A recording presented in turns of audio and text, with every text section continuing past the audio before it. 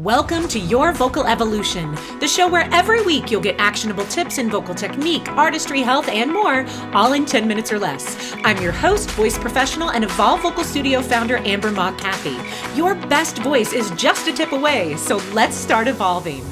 Hello, singers, and welcome to Vocal Tips in 10 with me, Amber Mogg Cathey.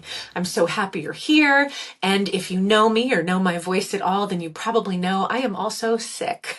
I have been feeling lousy for the last many days, and I considered canceling this week's episode, but I wanted to jump on anyway because getting sick and figuring out how we should deal with it, how we need to take care of our voice is part of it for all of us as humans, and certainly is very much part of it for all of us as singers and any voice users, because our body is our instrument. So when our body is sick, it impacts our voice, it impacts our ability to do the thing that we love so much. And if this is what you do for your job, to do your job, that's pretty darn important. I wanted to jump on and share some tips and some tactics that you can use when you aren't feeling well to get your voice feeling as good as it can as quickly as you can.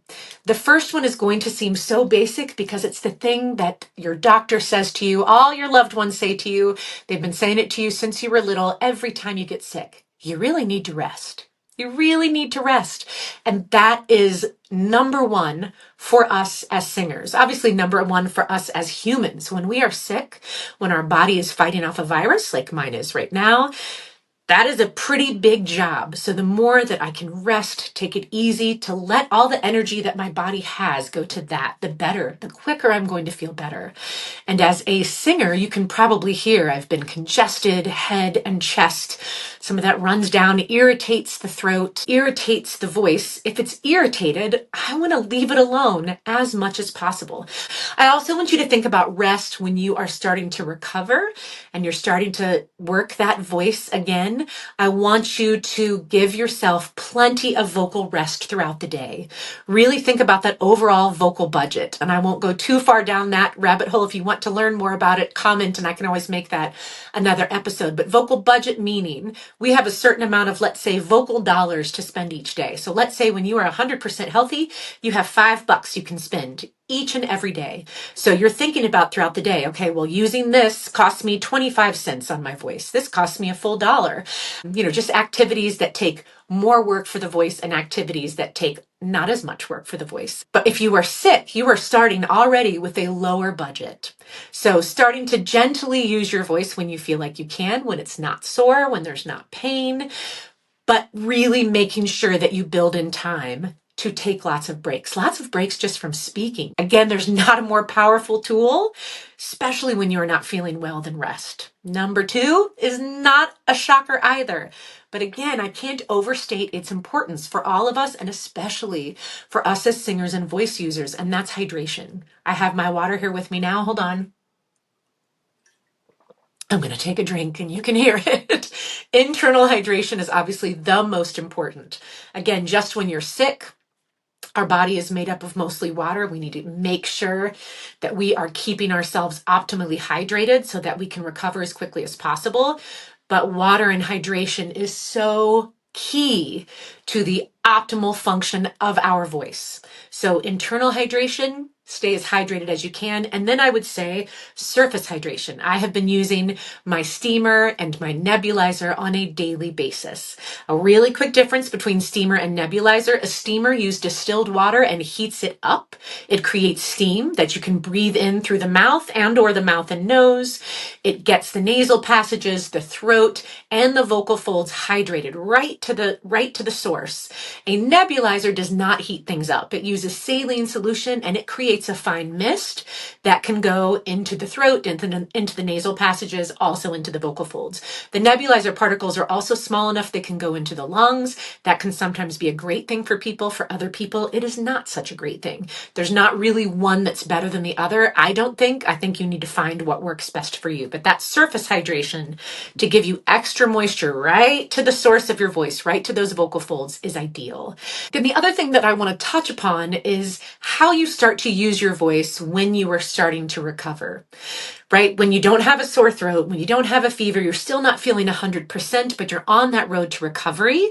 The first thing that I would recommend is gentle rehabilitative exercises like SOVTs, semi-occluded vocal tract exercises. My favorite, that is truly rehabilitative, to go in, massage the vocal fold tissue, potentially lessen swelling, help us lessen some tension potentially, just ideally set up those vocal folds for success, especially when you haven't been feeling well, is using a larger diameter straw, so drinking size or larger, like a boba tea smoothie straw, in water.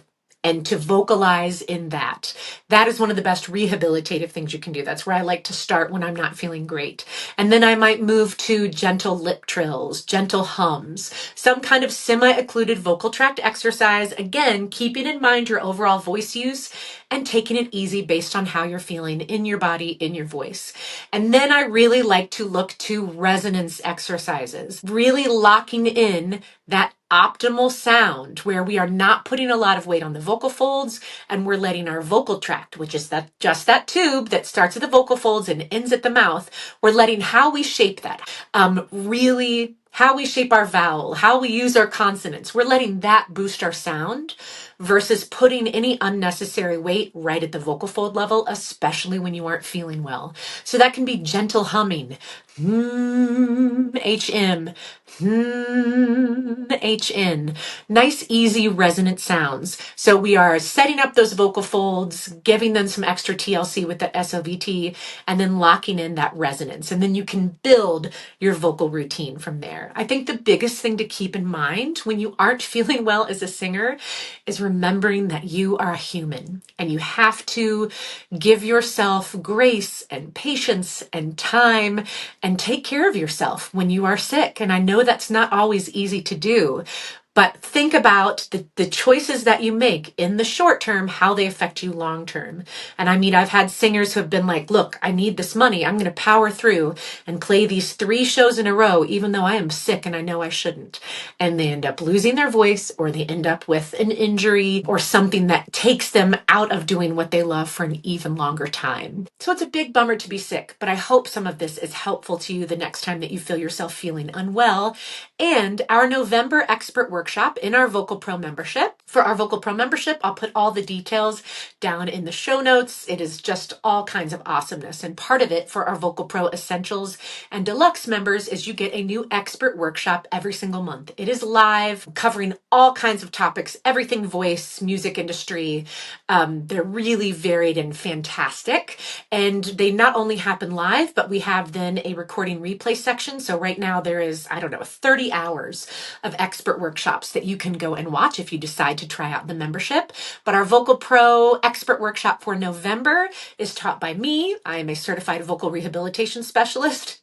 And perfect timing. Who knew that I was going to get sick now? But it's all about prioritizing your vocal health and how to stay healthy and recover your voice if you happen to get sick during a busy performance season, which for many of us is these upcoming holidays. I hope you will check it out. Thank you so much for being here.